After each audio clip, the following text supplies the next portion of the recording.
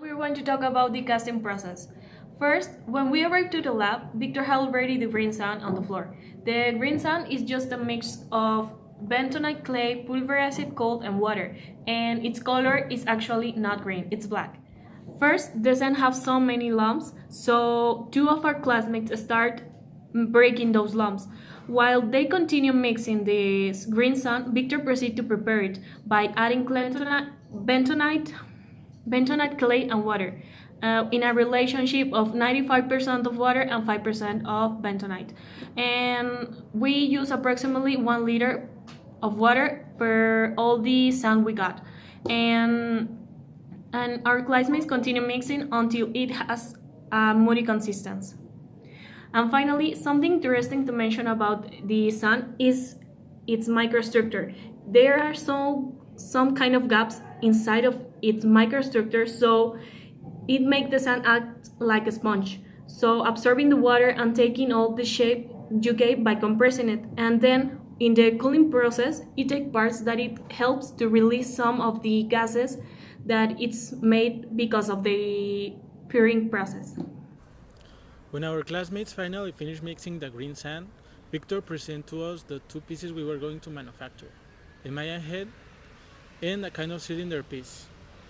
So on the floor, Victor placed 2 tables of wood and then the first walls of the mold, and present the pieces in the right position so other classmates start to add the green sand already prepared. But first, we add some talcum powder to the piece so it would be more easy to take it away after filling the mold with the sand.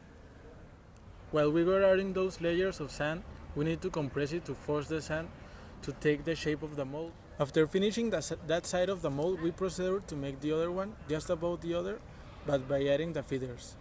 The same way the first one, but this case one feeder was for the pouring metal and the other one to see if it was already all covered, and also as a breather. As we're making the molds, some other were putting their safety equipment on so that they could be safe. There is some important information we need to know about the smelting of the metal.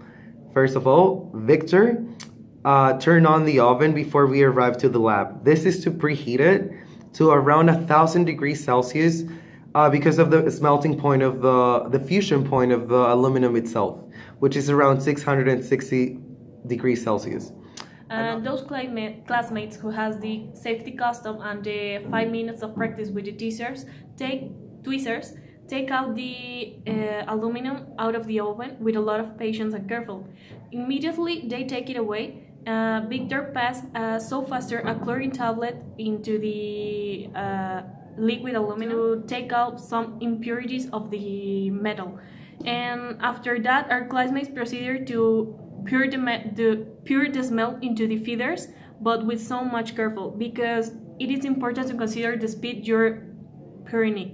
Because if you do it so faster, it will cause turbulence into the feeders and make the piece go wrong. And if you do it so slow, you will make the smelt solidify after it takes place into the mold piece. It's all the casting complete.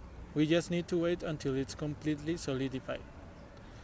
The cooling time takes different values because it depends on the volume, the shape, and material. So because both pieces were made of the same material, the only factor that made the variation of time was the volume of each piece.